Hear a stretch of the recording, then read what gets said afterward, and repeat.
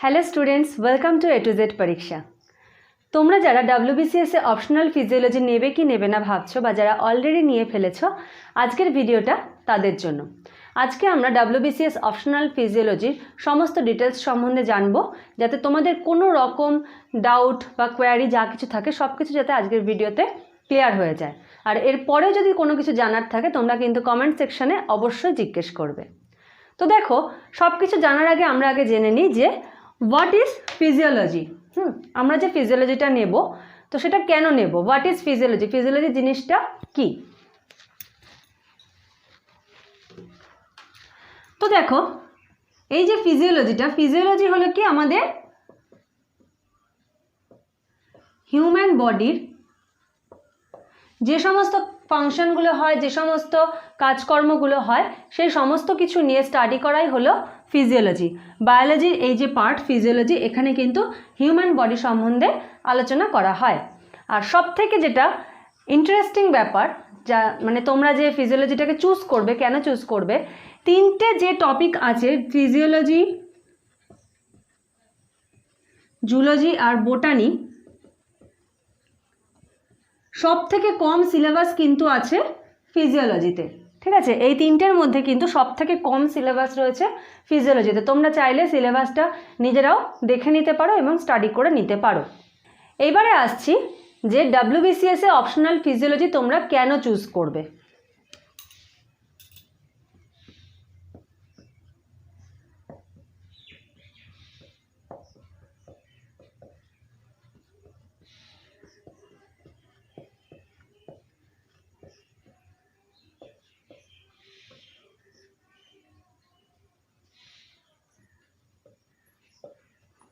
কেন নেবে? তো WBCS এ অপশনাল ফিজিওলজি যারা মনে করো বায়োলজিতে হাই স্কোর করতে চাইছো, তো তারা কিন্তু এটা চুজ করতে পারো। ঠিক আছে, খুব কম পড়ে কিন্তু তোমরা হাই স্কোর করতে পারবে। এবার কেন স্কোরটা এখানে বেশি আসবে সেই ডিসকাসটা আমি ডেমো কোশ্চেন দিয়ে আমি পরে তোমাদেরকে বলে দেব। ঠিক আছে, তার আগে আমরা এবার দেখে নিই যে এই যে WBCS অপশনাল ফিজিওলজির সিলেবাসে কী কী আছে। কারণ সিলেবাস তো তোমরা জানোই, সিলেবাস তোমরা যদি PDF বার করো তাহলেও তোমরা দেখতে পাবে, কিন্তু তোমাদের কি জানতে হবে যে সিলেবাসের যে টপিক তার মধ্যে আমাদের কি কি পড়তে হচ্ছে, কি কি জানতে হচ্ছে, সেগুলোই আমি আজকে কিছু কিছু করে তোমাদের সঙ্গে আলোচনা করে দেব। তাহলে চলো এবার দেখে নিই WBCS অপশনাল ফিজিওলজির সিলেবাসটা একটু ডিটেলসে। তো সিলেবাসে দেখো, এখানে পেপার 1টা আমি দিয়ে দিয়েছি। পেপার 1-এ দেখো কি রয়েছে, এই 8টা চ্যাপ্টার রয়েছে। ঠিক আছে, কি কি? Biophysical principle, biochemical principle, metabolism, nutrition and dietetics, blood, heart, respiration আর রেনাল। এবার এই যে বায়োফিজিক্যাল প্রিন্সিপাল, এখানে তোমাদের কি কি পড়তে হচ্ছে? এখানে তোমাদের পড়তে হচ্ছে অসমোসিস, বাফার, pH,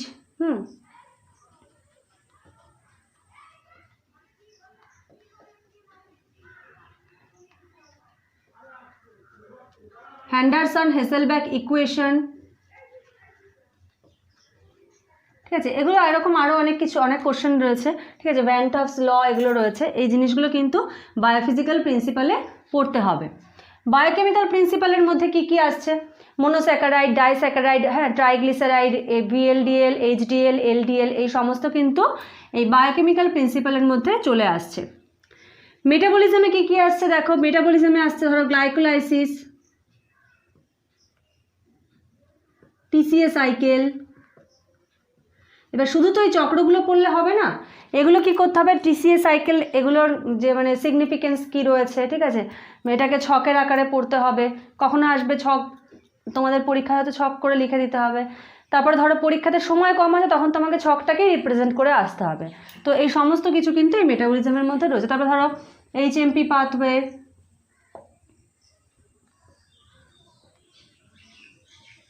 ঠিক আছে। নিউট্রিশন আর ডায়েটিক্স, এখানে কিন্তু মেইনলি রয়েছে হলো ভিটামিন, সমস্ত ভিটামিনগুলো কিন্তু এখানে মেইনলি পড়তে হবে। তারপরে ধরো আছে ACU, ঠিক আছে। তারপরে ব্যালেন্সড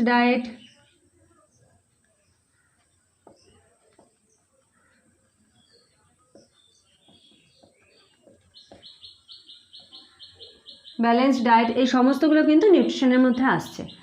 এইবারে চলে আসছিল ব্লাড। ব্লাডে কী কী পড়তে হবে, ধরো ব্লাডে পড়তে হবে তোমার ABO, RH,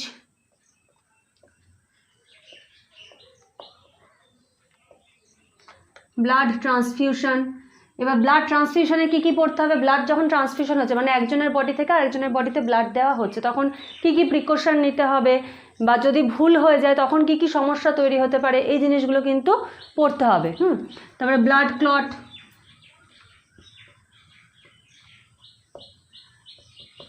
এই সমস্ত কিছু।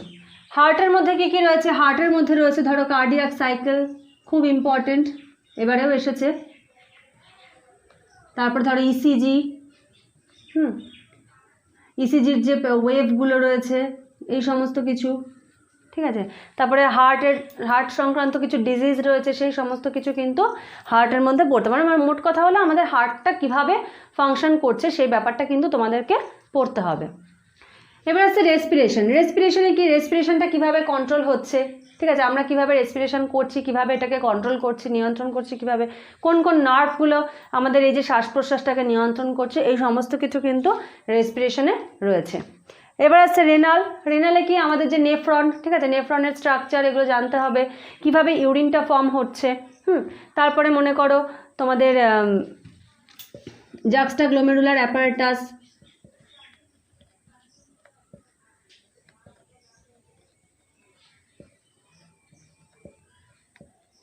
জাক্সটাগ্লোমেরুলার অ্যাপারেটাস, এই সমস্ত কিছু কিন্তু রেনালের মধ্যে রয়েছে, ঠিক আছে। তাহলে এটা গেল হলো তোমাদের পেপার 1। এবারে আমরা চলে আসছি পেপার 2তে। তাহলে এবার দেখো পেপার 2।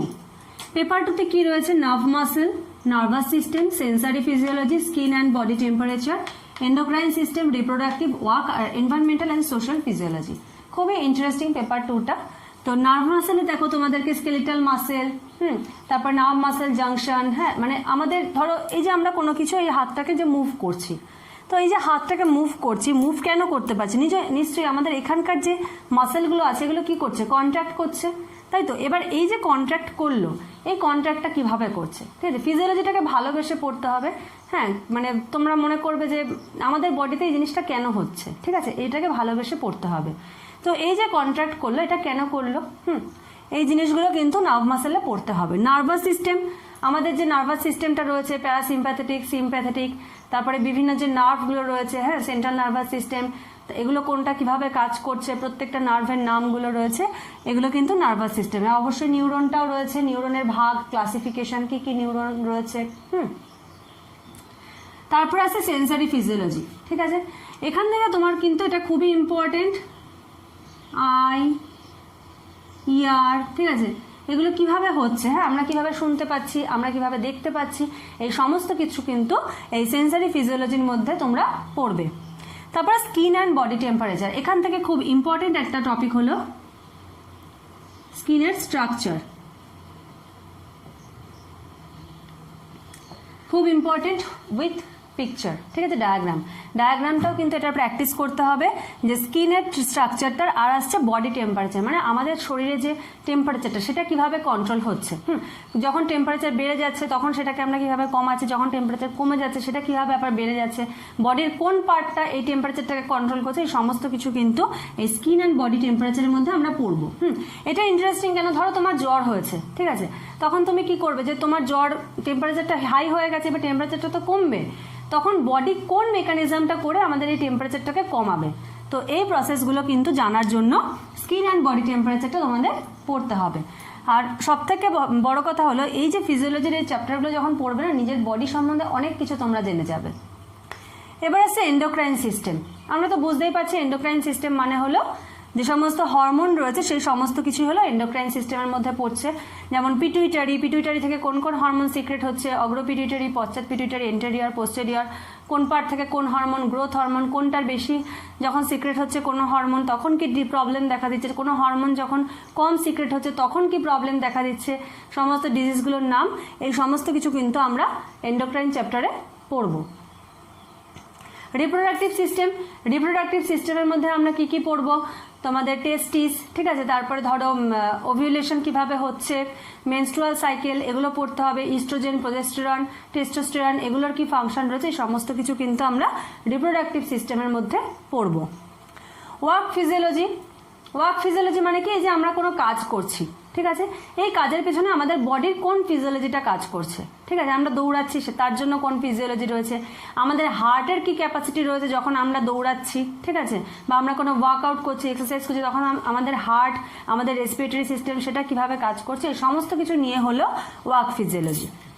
এনভায়রনমেন্টের মধ্যে কিন্তু তোমাদের তিনটে জিনিস পড়তেই হবে, এয়ার, ওয়াটার,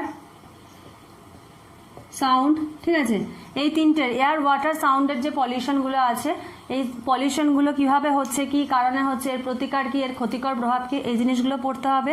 এছাড়া ধরো মাস ইমিউনাইজেশন কি, ওআরএস কি, ঠিক আছে, বিভিন্ন যে সোশ্যাল যে সমস্ত জিনিসগুলো রয়েছে আর কি, সেই সমস্ত কিছুই কিন্তু এই এনভায়রনমেন্ট অ্যান্ড সোশ্যাল ফিজিওলজির মধ্যে পড়তে হবে। ধরো আর্সেনিকটা আমাদের বডিতে কিভাবে এফেক্ট ফেলছে, কি কি ক্ষতি হচ্ছে, এই সমস্ত কিছু রয়েছে হলো সোশ্যাল ফিজিওলজির মধ্যে। তো এখানে আমি তোমাদেরকে পেপার 1 আর পেপার 2 সম্বন্ধে একটা আইডিয়া দিয়ে দিলাম যে চ্যাপ্টারে কি কি আছে না আছে। আচ্ছা, এবারে আমরা এই বছর যে কোশ্চেন এসেছে সেখান থেকে একটা কোশ্চেন আমরা দেখব এবং কেন স্কোর হাই হতে পারে সেই জিনিসটাও আমরা এখানে বুঝে নেব। তো চলো এবারে কোশ্চেনটা দেখে নিই। তো দেখো, এটা হলো এবছরের একটা কোশ্চেন, ঠিক আছে, পেপার 1-এর 16 নম্বর কোশ্চেন এটা এসেছিল। কি কি এসেছিল দেখো, নাম্বার এতে what is glomerulus, name the blood vessels entering and leaving it, এটাতে দেখো মার্কস ছিল 2+2। Write brief about juxtaglomerular apparatus, এটাতে ছিল 6 মার্কস। আর give a brief account of glucose reabsorption process in the renal tubule, এটাতে ছিল 10 marks. এবার দেখো হোয়াট ইজ গ্লোমেরুলাস, এটা যদি তুমি ঠিক করে লিখে আসতে পারো আর সাথে একটা ছোট্ট করে ডায়াগ্রাম দিয়ে দিতে পারো, এখানে 2তে তুমি 2ই পাবে, তোমাকে নাম্বার কাটবে না। ব্লাড ভেসেল যেটা এন্টার করছে, লিভ করছে, নাম দুটো লিখতে হবে, তার জন্য 2 মার্কস, তাহলে এখানে 4 কনফার্ম হয়ে গেল।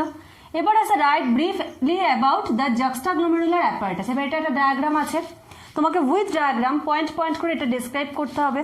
তো এখানে তুমি হার্ডলি 6 কত পেতে পারো, 4 to 5 পেতে পারো যদি ডায়াগ্রাম দিয়ে ঠিক করে লিখে আসতে পারো। তো আমি কমই ধরে নিলাম, 4ই ধরে নিলাম, তাহলে এখানে 2 + 2 4 আর +4 কত হলো, 8 হয়ে গেল। এবার আসছে 10 মার্কস, বলেছে give a brief account of glucose reabsorption process in the renal tubule, ঠিক আছে, রেনাল টিউবিউলে গ্লুকোজের যে রিঅ্যাবজর্পশন হচ্ছে সেটার যে প্রসেসটা, এখানে একটা ডায়াগ্রাম দিতে হবে, একটা ফ্লোচার্ট দিতে হবে আর ডেসক্রাইব করতে হবে, যেহেতু 10 মার্কস আছে। তো এটা যদি তুমি ঠিক করে করতে পারো, এখানে তুমি 7 to 8 পেয়ে যাবে। তো এখানে যদি আমি 7 ধরে নিই, তাহলে 8 + 7 কত হচ্ছে, 15 আউট অফ 20।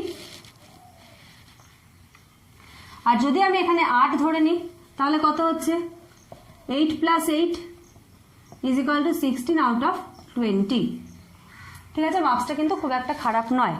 এবার যদি তোমরা হতে পারে এতটাই ভালো করে লিখলে, এক্সামিনার হয়তো এখানে বেশি মার্কস দিয়ে দিল, এখানেও বেশি মার্কস দিয়ে দিল, 8.5 পেতে পারো, ঠিক আছে। তো আমি একটা কোশ্চেন দিয়ে দেখালাম যে কতটা পার্টে পার্টে একটা কোশ্চেনের নাম্বার ডিভিশনটা থাকে, কেন এবার স্কোরিং নিশ্চয়ই তোমরা নিজেরাই বুঝতে পারছো। তো এই ছিল আজকের ফিজিওলজি সম্বন্ধে যেটুকু বলার তোমাদের, যাতে তোমাদের কোনো রকম অসুবিধা না হয়। আরও যদি কিছু জানার থাকে কমেন্ট সেকশনে অবশ্যই জানিও।